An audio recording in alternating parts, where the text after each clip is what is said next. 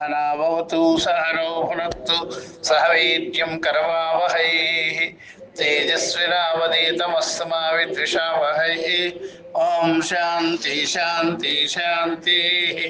हरिः ओम श्री गुरुभ्यो नमः। हरिः ओम तत्सतु।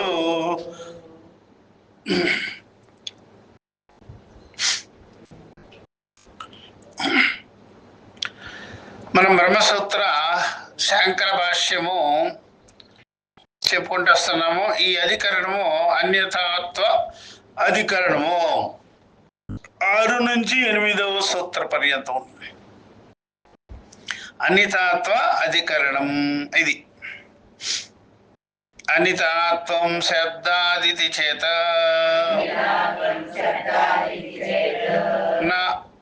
నా విశేషాత్ అనితాత్వం శబ్దాదితి చేత నా విశేషాత్.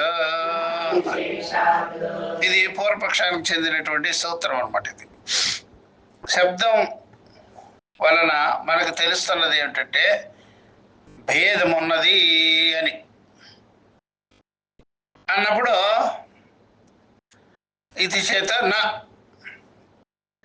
అట్లాంటి భేదం ఏమి లేదు అని దాన్ని చెప్పారనమాట.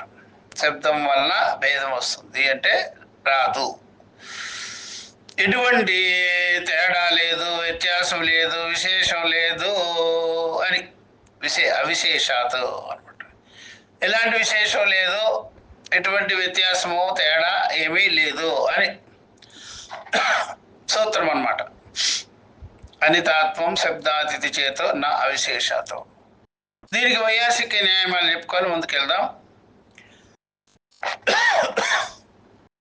వైయాసిక న్యాయమాల్లో చెప్తున్నారు ఇక్కడ ఏకా భిన్న అథవోద్గీత ఏకా భిన్న అథవోద్గీత విద్యా చాందోగ్యకాన్వయోః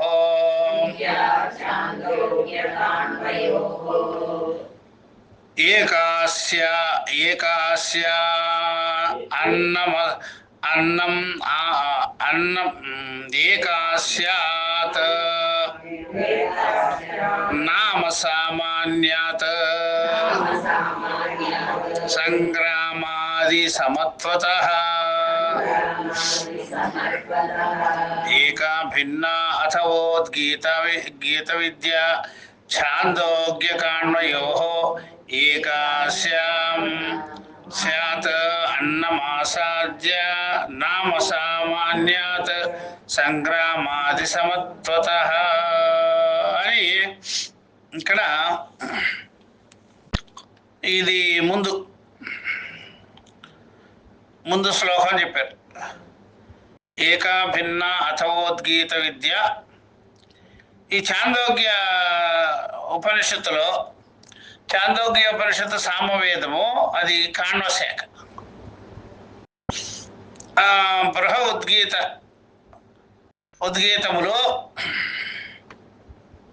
ఏక విద్యలుగానున్నాయా, భిన్న విద్యలుగానున్నాయా? ఉద్గీత విద్య ఓంకార ఉచ్చారణ చేయడం అనేటువంటిది ఉద్గీత. ఓంకార ఉచ్చారణ చేయడం అందే ఉద్గీతది, ఓం అనేటువంటిది. ఈ ప్రకారంగా అది ఉద్గీతములు ఒక విద్యగా ఉన్నదా, అనేక రకాల విద్యలుగా ఉన్నాయా అని ఆక్షేపించుకొని, పేర్లు ఒకటే కాబట్టి ఉద్గీత విద్య అనేది పేర్లు ఒకటే. ఉద్గీత ఎంత ఓంకార ఉచ్చారణే ఉద్గీత. ఉద్గీత అనేది గేయము, గీతము, సామవేద స్వరము అంటారు. ఉద్గీత అనేది ఉచ్చస్వరముగా చెప్పబడేటువంటి ఓంకార ధ్వని. రెండింటి దేవాసుర సమరం ఉన్నది. రెండిట్లో కూడా ఆ ఉద్గీతలు 2 ఉన్నాయి కదా. ఆ ఉద్గీతలు 2 కాండవ శాఖలో ఉంది, పురాణంలో కూడా ఉంది ఉద్గీత.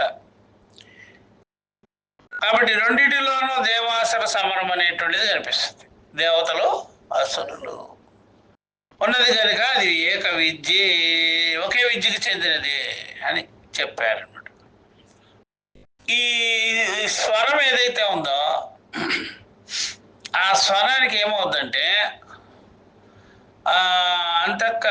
ఇంద్రియాలలో ఉండేటువంటి తమోభావం పోగొట్టుకొని అది ఏమవుతుందంటే ఇంద్రియాలు ఉత్సాహాన్ని, ఆనందాన్ని పొందుతాయి అనమాట. వీణుల విందు అంటాడు చూడు. చెవులకి ఏముందయ్యా అంటావా? చెవులకి విందు ఉంటుంది, కళ్ళుకి విందు ఉంటుంది. మంచి రూపం చూస్తే చూడు కళ్ళు ఎంత బాగుంటుందో, చెడ్డ రూపం చూస్తే కళ్ళకి బాగుంటుంది అనమాట. మనం దాన్ని వింటే తెలుస్తుంది, చూడలేము, అసలు చూడలేము. కొత్తగా ఎవడో నరిగాడు పడేసాడు మనిషిని, అమ్మ మనం చూడగలమా? ఆ రక్తపాతాన్ని చూడలేకుండా కళ్ళు మూసుకుంటాం అనమాట. కళ్ళు మూసేసుకుంటాం. కళ్ళు కూడా ఎంజాయ్ చేస్తుంది అనమాట రూపాలని. అలాగే చెవులు కూడా శబ్దాలని ఎంజాయ్ చేస్తుంది. అట్లాగే జ్ఞానేంద్రియం కూడా ఎంజాయ్ చేస్తుంది. వీణులు విందుగానే మాట విన్నాం కదా. మరి మిగిలినవన్నీ సౌందర్యము అనేది రూపానికి చెందినదే కదా సౌందర్యము అనేది. అట్లా పుష్పాలలో సౌందర్యం ఉంది, ఆ మేఘాలలో సౌందర్యము, వృక్షాలలో సౌందర్యము, గరికలో సౌందర్యము, ఇట్లాగా మనుషులలో పశుపక్షాదులలో సౌందర్యం ఉన్నదన్నమాట. అదే అక్కడే క్రూర జంతువులు ఉంటాయి కదా, సౌందర్యాన్ని మనము కనుక్కోలేము, తెలుసుకోలేము. అంటే ఇంద్రియాలు కూడా ఆ రకంగా ఎంజాయ్ చేస్తాయి అన్నమాట. అది ఇప్పుడు మనము మనసు ఎంజాయ్ చేస్తుంది అంటాం కదా, మరి మనసువే కదా ఇంద్రియాలు అంతా ప్రవేశించుకున్నది. అట్లాగా రూపాన్ని మనసు ఎంజాయ్ చేస్తుంది, శబ్దాన్ని మనసు ఎంజాయ్ చేస్తుంది. అంటే మనసుకి ఇంద్రియానికి ఏమైంది? ఏకత్వం వచ్చేసేసి సంబంధం ఉంది. అట్లా ఈ విధంగా దాంట్లో ఎంజాయ్ చేయలేకుండా ఉండాలి. చూసినారా? కాస్త విపరీతంగా, వికారంగా, అది అసుర లక్షణం అనమాట. అసుర లక్షణాలు. అసుర లక్షణంగా ఉండేది ఇంద్రియాలలోనే ఉంటుంది. సురలక్షణంగా ఉండేటువంటిది దేవత, జ్యోతి, ఇట్లా ఉండేది జ్యోతి. మీకు ఒక రూపం బాగా కనిపించాలంటే దాంట్లో జ్యోతి ఉండాలి, ప్రకాశం ఉండాలి. అప్పుడు మీకు అది ప్రకాశం తీసే కొలది ఏమైంది? నల్లబడిపోతుంది. మరి అలాంటప్పుడు కృష్ణుడు అలా కాదు. అది అచేతనమైనటువంటి నలుపు కాదు, అది చేతనమైన నలుపు. చేతనమైన నలుపుకి అచేతనమైన నలుపుకి తేడాలు ఉంటాయి. చేతనమైన నలుపు ఉంటుంది, దగ్గ మెరుస్తుంటుంది. చూసారా? అట్లా దగ్గ ఎట్లాగా బ్లాక్ క్రిస్టల్ ఉంటుంది, బ్లాక్ మెరుస్తుంటుంది అది. అట్లా మామూలు బొగ్గు అయితే మెరవదు, నల్లగా పడి ఉంటుంది. అదే కానీ ఆ క్రిస్టల్ మెరుస్తుంది. అట్లాంటివి కొట్టాం మనం. మరి నలుపు ఇష్టం లేదు అనం కదా. అనుకుంటే మరి తలకి ఎలా వేసుకుంటావు? తలకు రంగు ఎలా వేస్తావు? మెరవాలి కదా. దాంట్లో కూడా రంగుల్లో మెరిసే రంగు ఉంటుంది, మెరవని రంగు ఉంటుంది. మెరవని రంగు తీసుకోరు, మెరిసే రంగే తీసుకోరు. మెరిసే రంగు వేసుకుంటారు, వేసుగానే తలతల మెరుస్తుంటుంది. ప్రకాశం పడినా, సూర్య ప్రకాశం పడినా మెరుస్తుంటుంది ఎంట్రుకలు. చూసారా? అట్లా. అందుకని నలుపులో కూడా అది ఉంది అనమాట, ఆకర్షణీయంగా ఉంటుంది. అట్లా అది ఏదైనా సరే శరీరం ఒక నలుపు. నిజంగా ఆ నలుపు శరీరంలో మీకు తెలుపు, ప్రకాశము, ఇవన్నీ మనసుని బట్టి వస్తుంది. ఆ మనసుని బట్టి అంటే తుగేంద్రియం మనస్సు ఉంది కదా, అందుకని త్వగేంద్రియంలో మనసు చేరింది కదా, అందుకని. కాబట్టి నీ శరీర ఆకృతి ఆ రకంగా కనిపించాలంటే ఒక ప్రకాశవంతంగా ఒక విద్యుత్తుని కలిగి ఉండాలి అంటే నీ మనసు ప్రసన్నంగా ఉండాలి. అందుకని మనసు ప్రసన్నంగా ఉండాలంటే శరీర ఛాయి కూడా అలాగా కనిపిస్తుంది. మనసు ప్రసన్నంగా డల్గా ఉందనుకో, నల్లబడిపోయింది మనసు. డల్గా ఉందంటే నల్లబడిపోయింది. తోటకూర డల్గా అయిపోయిందంటే అర్థమేంటి? దాని యొక్క గ్రీన్ ఉంది కదా, దగ్గర మెరిసే గ్రీన్ పోయింది, దానికి వాడిపోయింది.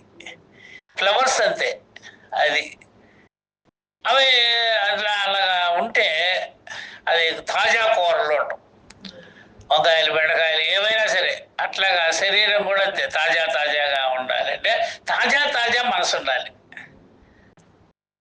ఎప్పుడో పాత పడిపోయిన మనసు ఉంటుంది చూసారా, అది పాత పడిపోయిన మనసు. అందుకనే పచ్చడి ఎప్పుడైనా సరే ఆవకాయ మెత్తబడిపోయి పాతది అయిపోయింది.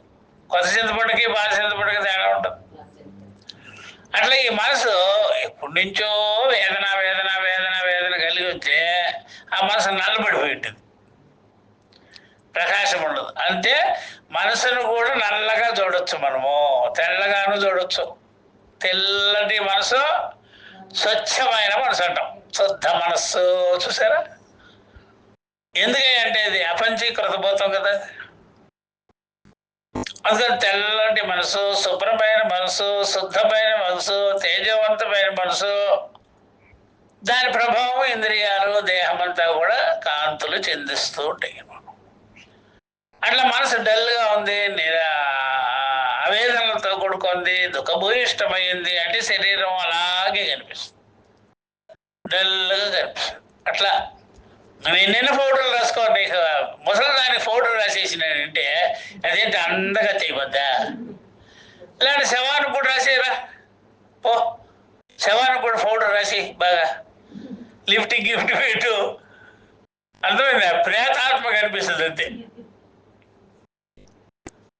నీ పౌడర్లు అవి ఇవి ఏం పనికిరావో, నీ మనసులో ఖుషి, ఆ ప్రసన్నత,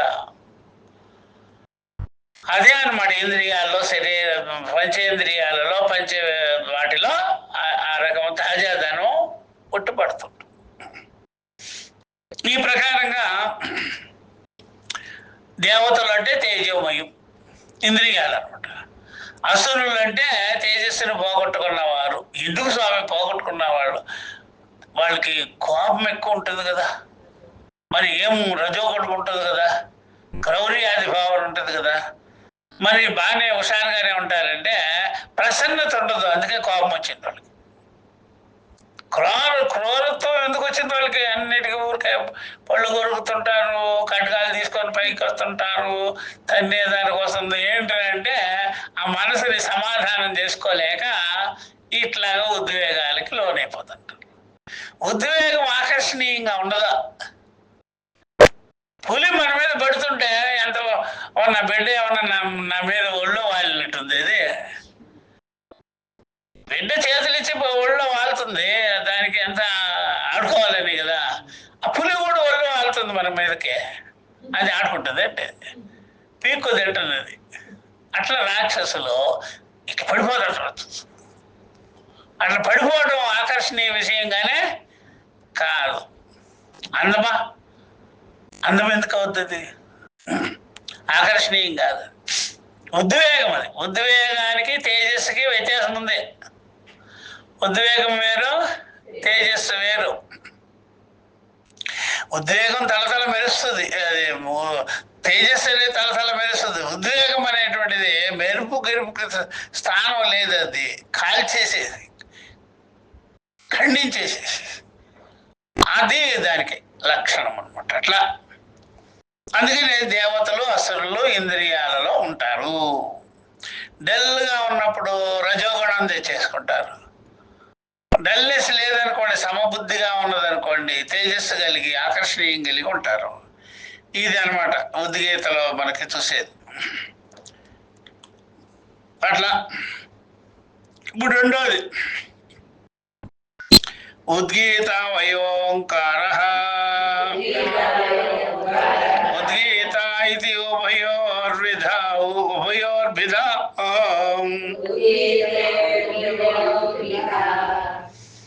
उद्गीतावयो ओङ्कारः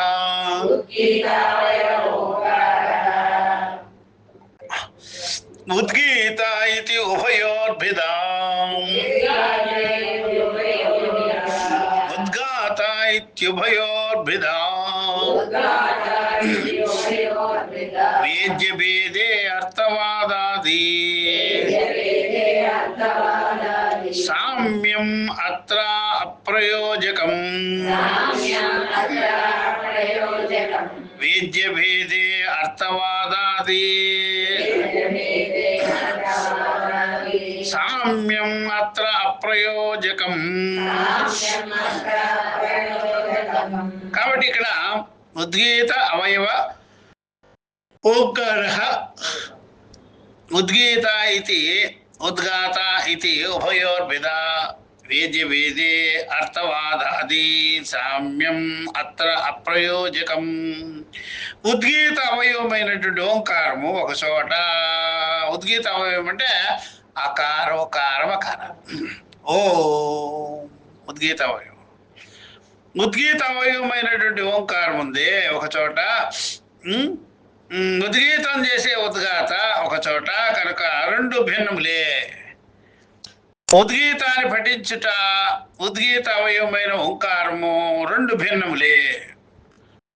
అర్థవాదాలలో సామ్యం ఉన్నను, అర్థవాదములలో సామ్యం ఉన్నను. అర్థవాదాదులు అంటే ప్రశంస. సామ్యం ఉన్నను జ్ఞేయ విషయంలో భేదం ఉన్నది కనుక భిన్న విద్యలే. తెలుసుకునే విషయంలో భేదం ఉంది కాబట్టి ఉద్గీతని ఉచ్చారణ చేసేటువంటి ఉద్గాతని మనము రెండింటిని కూడా ప్రశంస చేసినా సరే కానీ భిన్నాలు ఉన్నాయి. అది వేరు ఇది వేరు. ఆ విషయాన్ని ఇక్కడ చెప్తున్నారు. ఇప్పుడు ఈ విషయంలో భాష్యం ఏం చెప్తుందో దాని గురించి చెప్పుకొని ముందు ఇక్కడ చెప్తున్నారు. వాజసినీకే తేహ దేవాః ఊచుః అంతా అసురాన్యజ్ఞాః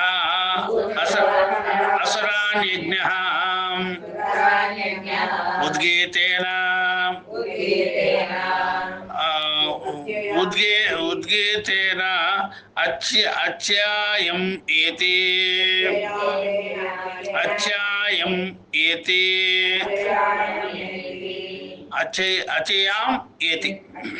అచయామేతి తేహ వాచం ఊచుస్త్వం న ఉద్గాయ ఇది ప్రక్రమ్య వాగాదీన్ ప్రాణానాం అసుర పాప్మ విద్ధత్వేన నిందిత్వా ముఖ్య ప్రాణ పరిగ్రహ పఠ్యతే.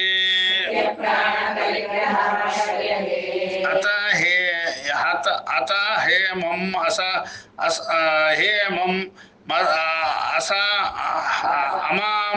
అమాం సన్యం ప్రాణమూచుస్త్వం న ఉద్గాయేతి తథా ఇతి తేభ్యః ఏష ప్రాణః ఉద్గాయత్ ఇతి తథా ఛాందోగ్యే అపి తద్ధదేవాః ఉద్గీతం ఆజహ్నుః అనేన ఏన అనభిభవిష్యామః ఇతి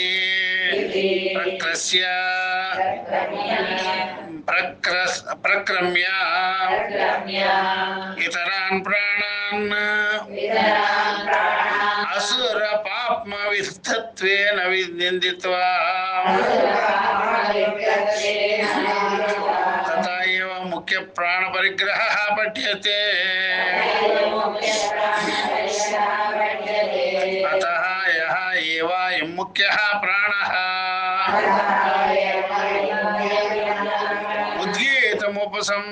ఉపాసాంచక్రిరే ఇతి ఉభయత్రాపి చ ప్రాణసంశయా ప్రాణవిద్యా విధిః అధ్యవసీయతే తత్ర సంశయః కిమత్ర విద్యాభేదః స్యాత్ అహోస్విత్ విద్యా ఏకత్వమితి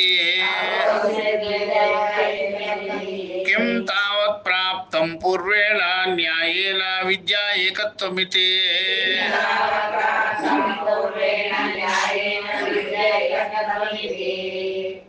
ఇంతవరకు చెప్పుకొని ముందుకు పోతాం. ఇంతవరకు వచ్చింది తథాహి దేవ విద్యా ఏకత్వం ఇది కదా. ఇంతవరకు తర్వాత ఏమో నన్ను వస్తుంది క్వశ్చన్ మార్క్. సరే, వాజస్నేయికే తేహ దేవాః ఊచుః అంతాహసరాన్ యజ్ఞః ఉద్గీతేన అచ్యాయాం ఏతి తేహ వాచం ఊచస్త్వం న ఉద్గాయ ఇది ఉపగతి ప్రక్రమ్య వాగాదీన్ ప్రాణాన్ అసుర పాపమిద్ధత్వేన నిందిత్వా ముఖ్య ప్రాణ పరిగ్రహ పఠ్యతే అని వాజస్నేయము అంటే బృహదారణ్యకం, వాజస్నేయ శాఖ. దాంట్లో ఉపాసనాదులు ఉంటాయి, ఉద్గీత ఉపాసనలు ఉంటాయి. అలాగే చాందోగ్యంలో సామవేదం కాబట్టి దాంట్లో ఉద్గీత ఉపాసన అంతా ఉంటుంది.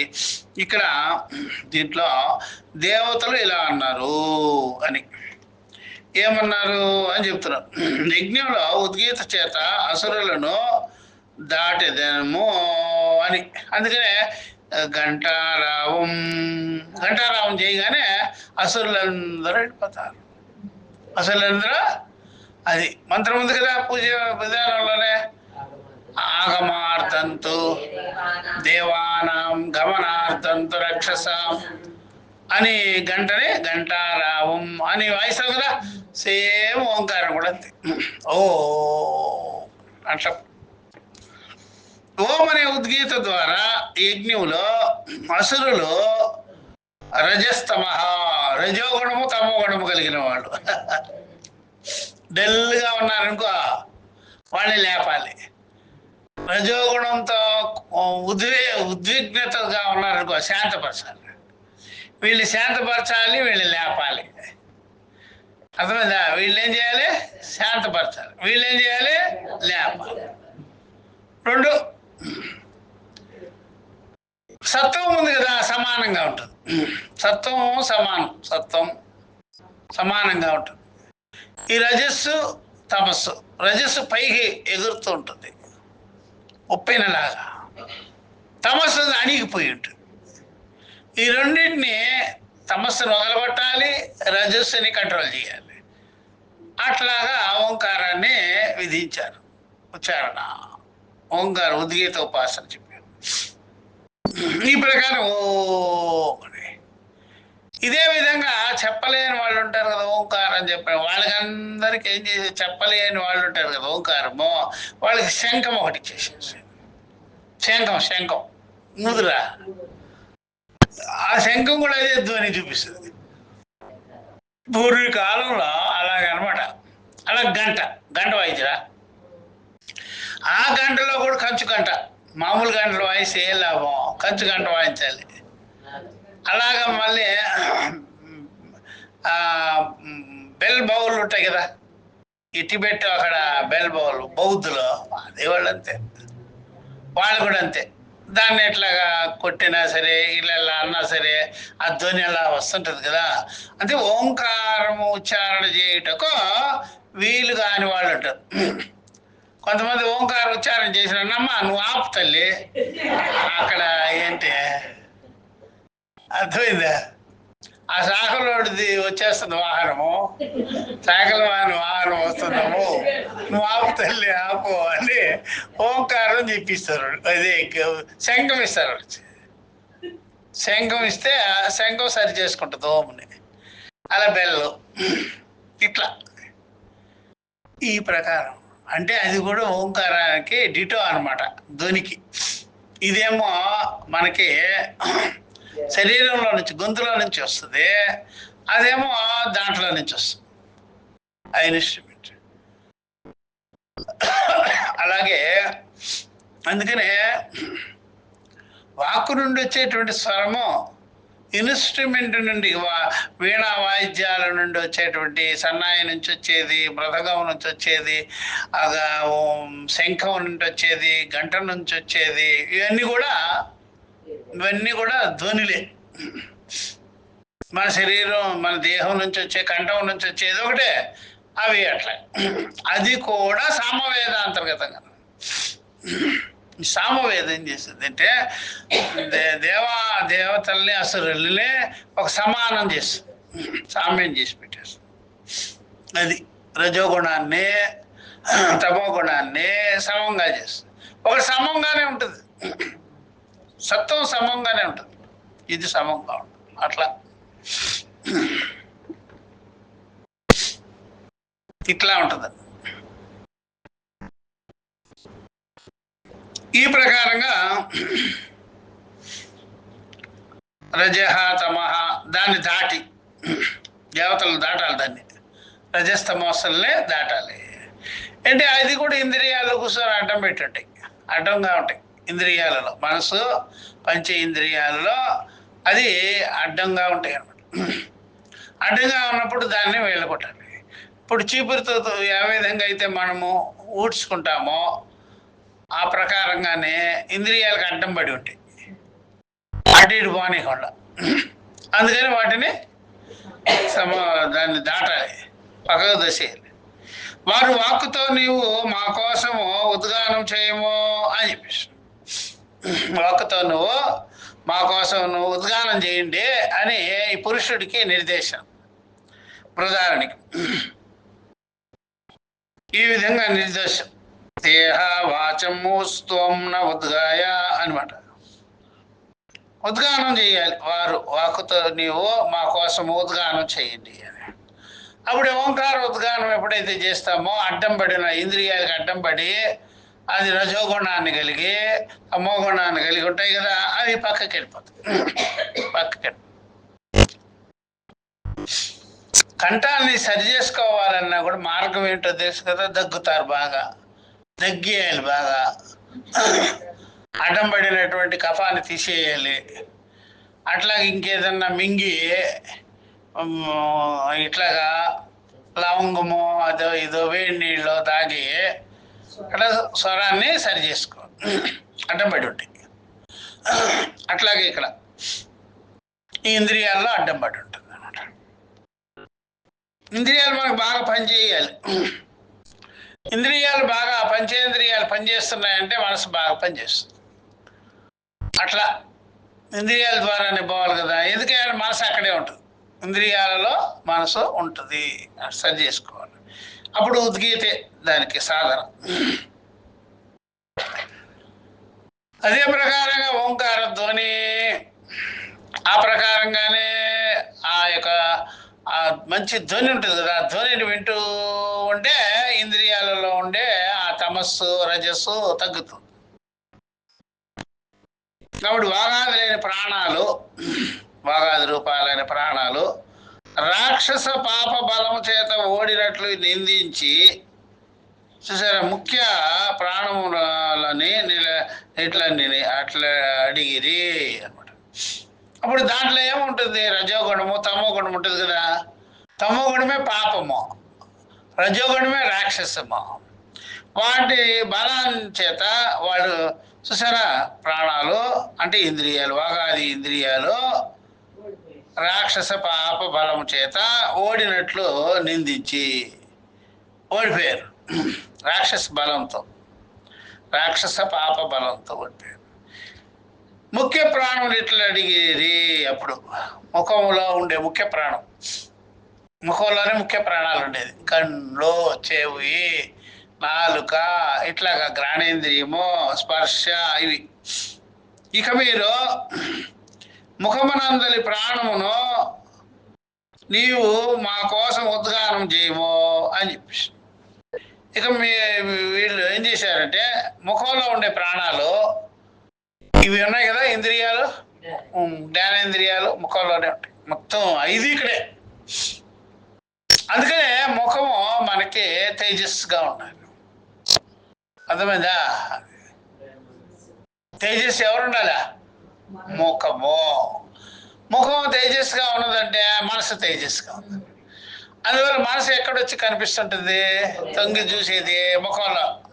5 ఇంద్రియాలు, కళ్ళలో నుంచి, వాక్కులో నుంచి, అట్లా ఒక రకమైన తేజస్సు ముఖంలో. సరే, దాంట్లో నుంచి మనసు కనిపిస్తుంటుంది. ఎవరిని గుర్తించాలని ముఖాన్ని బట్టే. నీ ఈపుని చూస్తుంటే నీ ముఖం, నీ మనసు బాగా అర్థమైపోతుంది. అందులో నీ ఈపుని చూస్తే నాకేమో అర్థమయ్యేదయ్యా. అర్థమైందా? ఈపుని చూస్తే ముఖం అర్థం కాదు. వెనకాల బ్యాక్ సైడ్ ఈ తల ఉంది, అది చూసినా అర్థం కాదు. మెడ చూసినా అర్థం కాదు. భుజాలు చూసినా అర్థం కాదు. ఏ భాగం? ఫ్రంట్ ముఖం తప్ప. చూసారా? ఫ్రంట్ ముఖం తప్ప. చూసారా? బ్యాక్ ఏమి, ఫ్రంట్ కింద ఉండేవి కూడా ఏమీ ముఖం మనసు తెలుసుకునే ఉపాయాలు కావవి.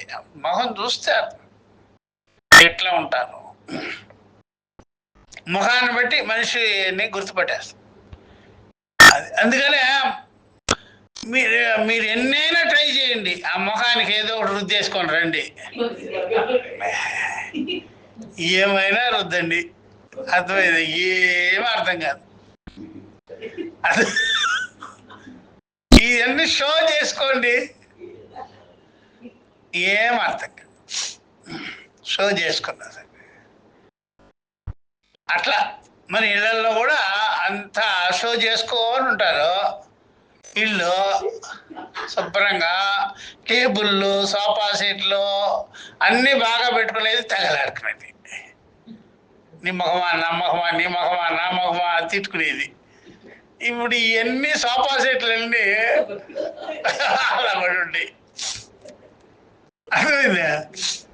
సోఫా సెట్లన్నీ మళ్ళీ ఏమి లాభం అవి? చూసారా? ఇల్లు చూసిపోతే బాగుంది, నీ చీర బాగుంది, నీ నగలు బాగుంది, నీ మొహం నువ్వే బాగలేదు.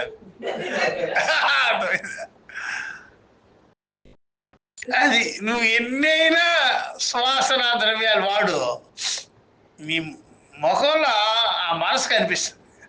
మాట, కళ్ళు, కాంతి సరిగ్గా ఉండాలి. అట్లా అనమాట స్వామి. అందుకే కదా వాళ్ళు డెంటిస్టులు చెప్పేది, పళ్ళు దగ్గ మెరిస్తే ఎంత బాగుంటుంది నవ్వు. ముఖం నవ్వుతే పళ్ళు అన్నీ కనిపించాలి స్వామి అంటే. ముసలిదాని నవ్వు నీకు నచ్చలేదా? అది చూడు ఎలా నవ్వుతుందో. ఆ చిన్న పిల్లలు పళ్ళు వచ్చినాయే పోడా, పళ్ళు రాకనే పోసి నవ్వు చూడు ఎంత అందంగా ఉందో. అక్కడ అందం కనిపించదు నీక. ఆ ముసలావిడ నవ్వుతుంది చూడు, నువ్వు పళ్ళన్నీ ఊడిపోయిన ముసలావిడ ఎంత నవ్వుతుందో చూడు, అది అందంగా లేదు నీకు.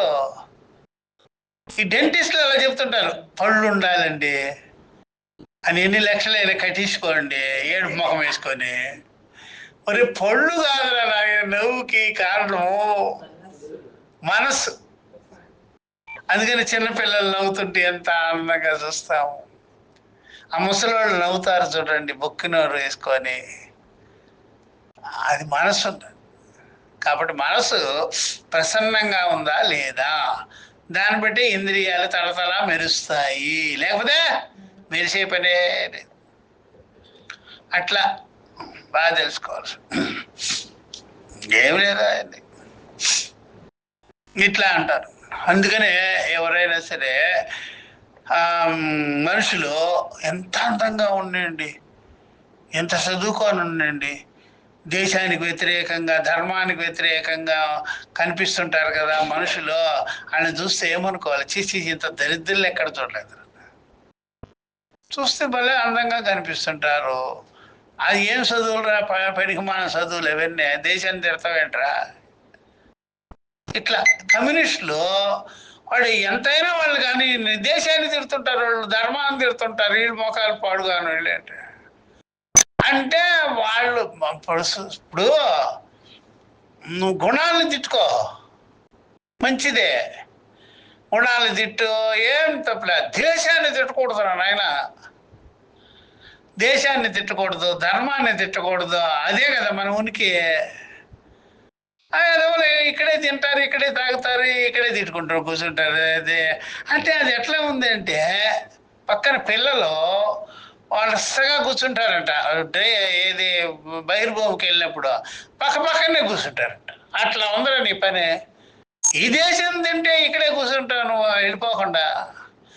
అట్లాగా మీకు ఎంత అందమైన ఉండొచ్చు, ఎంత సంపద అయినా ఉండొచ్చు, దేశాన్ని ధర్మాన్ని నువ్వు ఆస్వాదించాలి బాగా, చిట్టుకోకూడదు.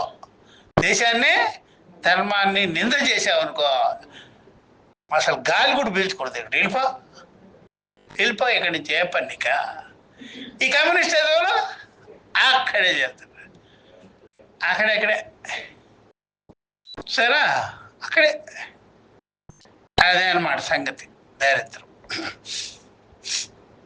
ఈ ప్రకారం అందుకనే అట్లా ఉండకూడదు. ఇంద్రియాలు ప్రసన్నంగా ఉండాలి, ఎప్పుడు ప్రసన్నంగా ఎప్పుడు ఉంటాము అంటే నువ్వు గుణాలను తిట్టుకో, ఏం పర్వాలేదు. దేశాన్ని ధర్మాన్ని కానీ తిట్టావా నువ్వు, నీకు అసలు లాభమే లేదు, నీ అంతఃకరణం బాగాలేదు బా. అట్లా కాబట్టి దేశాన్ని ధర్మాన్ని నింద చేసేవాడికి వాడికి ఆ సౌందర్యం కనిపించదట, ఆహ్లాదం కనిపించదంట. దండ కూడా ఉండేదాడు వాడు నవ్వలేడు, వాడు ఎప్పుడు నవ్వలేడు, చిరునవ్వుని చిందించలేడు. దేశం ధర్మాన్ని నిందించే నువ్వు ఏమి నవ్వుతావురా నువ్వా చెప్పు, నీ మొహం. అది అనమాట. అది అట్లా తన దేశాన్ని తన ధర్మాన్ని ప్రేమించినటువంటి వాడు ఎప్పుడూ సౌందర్యవంతుడు, ఆకర్షణీయంగా ఉంటాడు అన్నమాట. అట్లా దరిద్రులు వారు ఇక ఈ ప్రకారంగా ఓడినట్లు నిందించి ముఖ్య ప్రాణములన్నిటిని అడిగారంట వాడు. ఇక వారు ఏమన్నారంటే, ముఖమునందలి ప్రాణమును నీవు మా కోసం ఉద్గానం చేయు. ఇప్పుడు ముఖంలో ప్రాణాలు ఉన్నాయి. ప్రాణం ఏముంది? శ్రోత్రేంద్రియము, నేత్రేంద్రియము, గ్రాణేంద్రియము, జిహ్వేంద్రియము, స్పర్శేంద్రియము, ఇది ప్రాణం. ఈ ప్రాణంతో నువ్వు ఓంకారాన్ని గానం చేయలేదు. ఓంకారం చెప్పు. అప్పుడు అనేటువంటి దానివల్ల, ఉద్గానం వల్ల అప్పుడు అది అన్నీ కూడా ఆ ప్రకారంగా ప్రసన్నతని పొందుతాయి. అప్పుడు ఆ లోపల ఉండేటువంటి రాక్షసులు, రజోగుణంతో ఉండేవాళ్ళు, తమో గుణంతో ఉండేవాళ్ళు అందరూ వెళ్ళిపోతారు దెబ్బకి. అట్లా సరేనని ప్రాణము వారి కోసం ఉద్గానం చేసింది. ముఖ్య ప్రాణము వాళ్ళ కోసం ఉద్గానం చేసింది. అట్లా అలాగే ఈ ప్రకారంగా అలాగే చాందోగ్యోపనిషత్తులో కూడా దీనితో వీరిని తిరస్కరించదమని దేవతలు ఉద్గానమును స్వీకరించిరి అని చాందోగ్యంలో ఉంటుంది. ఈ ప్రకారంగా తద్దేవాహ ఉద్గీతం ఆజహ్ర అనేన ఏవ అనభిభవిష్యామః. అట్లా ఈ ప్రకారంగా ఏం చేసిందంటే, దీనితో వీరిని తిరస్కరించదామని, అంటే ఓంకార ఉద్గీతంతో తిరస్కరించేద్దామని దేవతలు ఉద్గానమును స్వీకరించారు, తీసుకున్నారు. ఉద్గానం చేయాలి మనం కూడా. ఇప్పుడు దేవతలు చేస్తారా ఉద్గానము, రాక్షసులు చేస్తారా? దేవతలే చేసేది. దేవతలు తప్ప వేరే వాళ్ళ చేయలేదు. అందువల్ల ఎప్పుడైనా సరే నువ్వు ఎంత అందంగా కనిపించు, ఎంత నల్లగా ఉండు, నువ్వు పాడావనుకో ఆ పాటలో నువ్వు బయటకు వస్తావు. చూడు జానకి నల్లగా ఉంటుందా, పాడు చూడు. జిక్కి చూడు, ఆ జిక్కి కానీ జానకి కానీ పాడితే చూడు.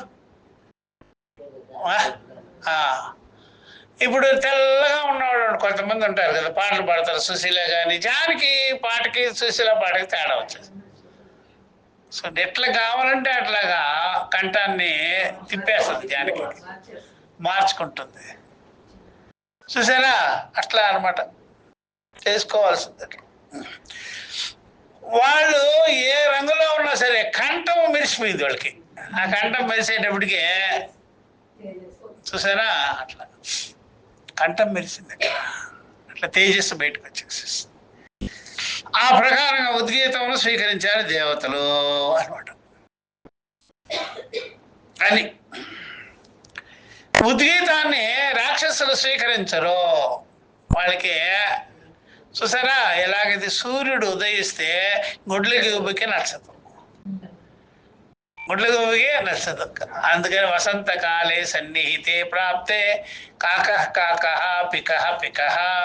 వసంతకాలం వచ్చింది అనుకో, అప్పుడు రెండు నల్లగా ఉండే పక్షులు నోరిప్పినాయి అనుకో, బహుశా ఇలాంటి ఒకే గూట్లో నుంచి పొదిగినటువంటి నల్లగా ఉండేటువంటి పక్షులు దాని గొంతు బయటకు వచ్చేస్తుంది. అప్పుడు ఒరే ఇది కోకిలరా, ఇది కాకరా, గుడ్లు మారిపోయినాయి అని అది కూడా ఒదిగేసింది.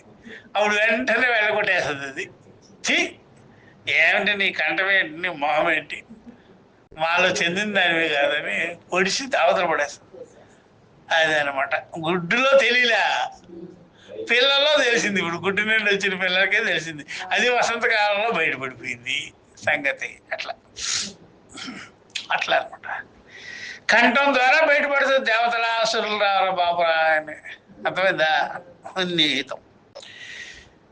ఇతర ప్రాణాలను అసురులు ఓడించినట్లు వాటిని నిందించి, ఇతర ప్రాణాలని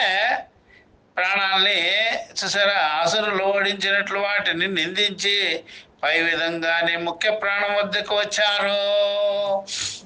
ముఖ్య ప్రాణం దగ్గరకు వచ్చేటప్పటికి ఆ ముఖ్య ప్రాణం ఈ ప్రకారంగా ఉద్గీత చేసింది. ముఖ్య ప్రాణమైనటువంటి ఉద్గీతను ఉపాసించారు ఓంకారాన్ని, చాందోగ్యములు అని. ఈ రెండు చోట్ల ప్రాణాన్ని పొగిడి ప్రాణ విద్యని విధిని నిర్ణయించారు. చూసారా, ప్రాణాన్ని పొగిడారు, ప్రాణ విద్యని విధిని నిర్ణయించారు. ఇది చెయ్యలేవు అని. ఇచ్చట సందేహము కలుగుతుంది అంటే సందేహం వస్తుంది ఎవరికైనా సరే. ఈ సందేహంతో చూసారా సరి చేసుకోవాలి. అట్లా ఇక్కడ ఇచ్చట సందేహము అని వచ్చింది కదమ్మా. ఇక్కడ సందేహము అని వచ్చినప్పుడు నన్ను వస్తుంది. ఇచ్చట విద్యాభేదమా విద్య ఐక్యమా అని అడిగారు. ఇచ్చట విద్యాభేదమా విద్య ఐక్యమా, పూర్వన్యాయంతో సమాన విజ్ఞానాలు ఏకకర్మకంగాలు. పూర్వన్యాయంతో చూస్తే సమాన విజ్ఞానాలు ఏకకర్మకు అంగాలుగా ఉంది. ఏక విద్య అని నిర్ణయం చేసినారు. ఏక విద్య అని నిర్ణయం చేశారు. ఇదే అనమాట పూర్వపక్షం చెప్పింది. సరే, ఇక్కడ మనము దీన్ని చెప్పుకొని పోతాం. నను నా యుక్తం విద్యా ఏకత్వం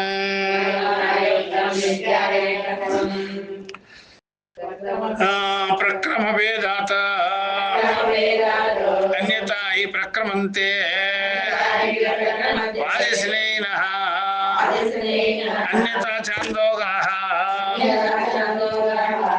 త్వం న ఉద్గాయ इति वाजसेनः उद्गीतस्य कर्तृत्वेन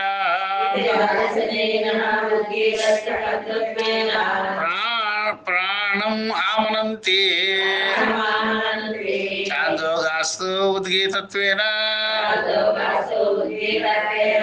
తమ్ ఉద్గీతం ఉపాసాంచక్రిరే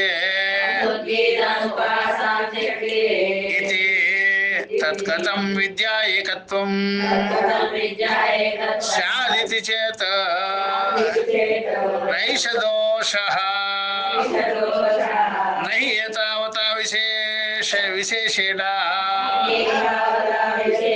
విద్యా ఏకత్వం అపగచ్చతి అవిశేషస్యాపి బహుతరస్య ప్రతీయమానత్వాత్ తథా హి దేవాః అసుర సంగ్రామ ఉపక్రమత్వం అసురాత్యయ అభిప్రాయః ఉద్గీత ఉపన్యాసః వాగాది సంకీర్తనం తన్నిందయా ముఖ్య ప్రాణ వ్యపాశ్రయః తద్వీర్యాస్య అసుర విధ్వంసనం అస్మలోష్ట నిదర్శనేన ఇతి ఏవం బహవః అర్థాః యత్రాపి అవిశిష్టాః ప్రతీయంతే వాజసనేయకేపి చ ఉద్గీత సమానాధికరణ్యం ప్రాణస్య శ్రుతం ఏష వా ఉద్గీతః ఇతి తస్మాచ్ఛాందోగ్యేపి కర్తృత్వం లక్షయితవ్యం తస్మాస్య విద్యా ఏకత్వమితి.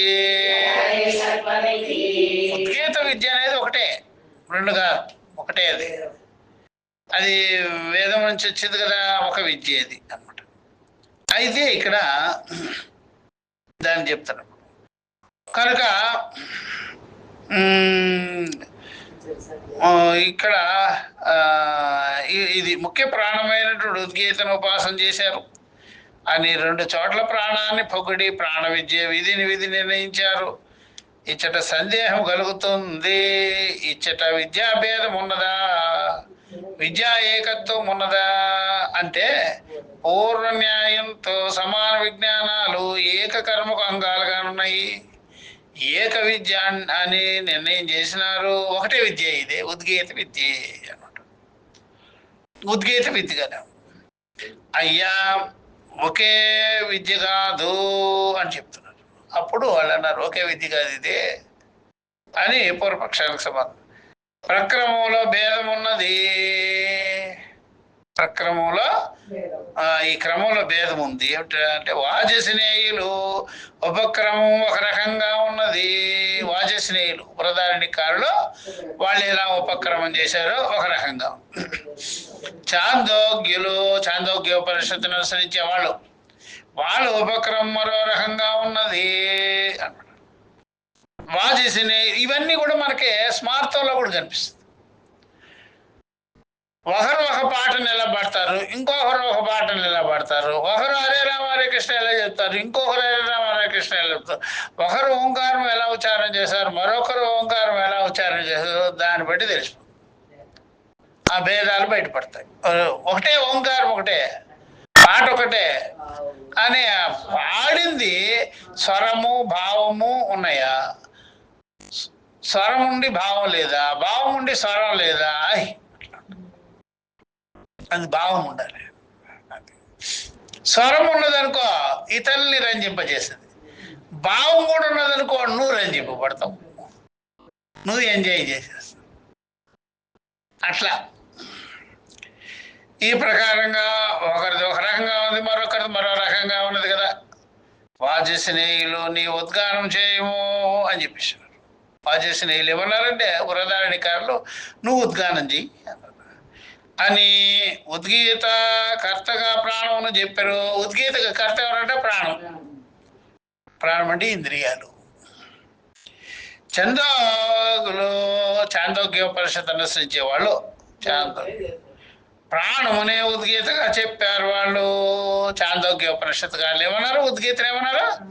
ప్రాణము అన్నారు. మరి ఇద్దరికి ప్రాణమే ఉంది కదా. ఉద్గీతకర్తగా ప్రాణాన్ని వాడారు. ఉద్గీత అనేటువంటి దాని ద్వారానే వాళ్ళు ఉద్గీతం చేసినారంటే ప్రాణం ద్వారానే ఉద్గీతం చేశారు. అంటే కర్తగాను ప్రాణమే. చూసారా, ఉద్గీతని పాడింది కూడా ప్రాణమే. కాబట్టి దీని ప్రాణ ఉద్గీతమును ఉపాసించరి. ఈ రకంగా ప్రాణ ఉద్గీతాన్ని ఉపాసన చేశారు. చాందోగ్యంలో అని ఉంది. కనుక ఏక విద్య ఎలా అవుతుంది? ఏక విద్య ఎలా అయింది అని చెప్తారు. ఏక విద్య ఎలా అవుతుంది అన్నమాట. ఇది దోషము కాదయ్యా అని చెప్పేసి దానికి సమాధానం, దోషం కాదు. ఈ మాత్రం తేడాతో ఏక విద్య కాకుండా పోదు. ఆ కాస్త మాత్రానికి కదా. రెండు కూడా ఉద్గీత అనేటువంటిది ఓంకార ఉపాసన, ఓంకార గానం అనేది ప్రాణంతోనే జరిగేది. అభేదమే ఎక్కువగా కనబడుతున్నది. ప్రాణం లేకపోతే, ప్రాణం అంటే ఇంద్రియాలు లేకపోతే ఉద్గీత చేయలేము అని అర్థం. దేవాసుర యుద్ధంతో విషయం మొదలు కావడం. దేవాసుల యుద్ధం జరిగింది. దేవాసుల యుద్ధం జరిగింది అంటే ఇంద్రియాలలో దేవతలు రాక్షసులు తనుకున్నారు అన్నమాట. ఇంద్రియాలు తనుకుంటారు అట్లా అనమాట. ఎట్లా తనుకుంటారు స్వామి? మా ఇంట్లో మేమిద్దరం తనుకుంటున్నాం అనుకుంటున్నాం. మరి ఇంద్రియాల్లో ఒకటేమో లేవు, హుషారుగా ఉండు అని చెప్తుంది. ఇంకోటి ఊరిగా పడుకోవాలబ్బా, ఎందుకోవాలి అట్లా. ఇద్దరిద్దరు మనసు అలర్ట్గా ఉండాలి అని ఒకటి చెప్తుంది. ఇంకోటి ఏం చేస్తుంది అని. అంటే మనసు ఒక్కొక్కసారి ఏం చేస్తుంది, ఆ డల్కి ప్రాధాన్యత ఇస్తుంటుంది. మనసు ఒక్కోసారి ఏం చేస్తుంది, ఈ హుషారుకి కానీ శ్రద్ధ కలిగి ఉండడానికి కానీ ఆ ఉత్సాహానికి కానీ ఎవరో దానికి ఉపదేశించాలి. ఒకరి మీద ఉంటుంది, అది ఉద్గానం మీదే ఉంటుంది. ఆ ఉద్గానం ఎక్కడి నుంచి ఉంది? శాస్త్రం ద్వారా. బృహదారణ్యం కావచ్చు, చాందోగ్యం కావచ్చు. అందువల్ల మనం హుషారుగా ఎందుకు లేస్తున్నాము అంటే ఇదే కారణం. మరి సంసారాలకు ఎట్లా స్వామి అంటే వాళ్ళకి ఏంటంటే ఎందుకంటే భావబంధాలు ఉన్నాయి కదా, అదే లేపుతుంటుంది వాళ్ళకి. మరి భగవంతులు లేదేమో హుషారుగా ఉంటారా స్వామి? ప్రేమగా ఉంటారా? ఆకర్షణీయంగా ఉంటారా? ఉత్సాహంగా ఉంటారా అంటే ఉండదు. ఎందుకంటే దానిలో ఎప్పుడు కూడా దోషాలే ఉంటాయి. రాగద్వేషములు ఉంటాయి, ఇష్టానిష్టాలు ఉంటాయి, నువ్వెంత నేనెంత ఉంటుంది. అది హుషారుగా లేచి దీనికోసం లేచినట్టు. నేను నిద్ర లేవడం ముందు చూసారా, మళ్ళీ అశాంతి పాలయ్యేదానికే అన్నట్టుంటుంది. అంటే సంసారం నిద్ర లేస్తే ఇంద్రియాలన్నీ ఉత్తేజనకి, ఉద్వేగానికి గురి అవడమే. ఏం సాధన అక్కడ ఉండేది? లేచినప్పటి నుంచి రాగద్వేషాలు, ఇష్టానిష్టాలు, నువ్వెంత నేనంత అనుకునేదానికే మనం లేచింది. అంతేగా కనిపిస్తుంది పాపం. అంటే లౌకిక విషయ వ్యవహారాలకేమో రాక్షసులు రెచ్చిపోతున్నారు. అలాంటి వాళ్ళు వచ్చి ఈ ఉద్గీతలో కూడా డిస్టర్బ్ చేయాలనుకుంటున్నారు. కానీ ఉద్గీత వల్ల రాక్షసులు ఏమవుతారు? పారిపోతుంటారు అక్కడ. ఎందువల్లంటే దానికి ఏం చెప్పారంటే, శృతి ఏం చెప్పింది? ఉత్సాహాన్ని, ప్రేమని, ఆనందాన్ని, తృప్తిని కలిగించేటట్టుగా చేసింది. కాబట్టి అప్పుడు రాక్షసుల పని అక్కడ చెల్లుబడి కాదు. అట్లా అందుకని వ్యవహారంలో ఎప్పుడైనా ప్రశాంతత కావాలి అని ఎవడంటగా, ఇక ప్రశాంతత మరొకటి ఇంకోటి ఏం కుదరదులే బా. ఇక్కడ ఎప్పుడైనా ప్రశాంతంగా కూర్చొని చూడండి, ఇళ్లలో సంసారాలకి ప్రశాంతంగా అలా కూర్చోవాలి అనే బుద్ధే రాదు. ఎందుకని?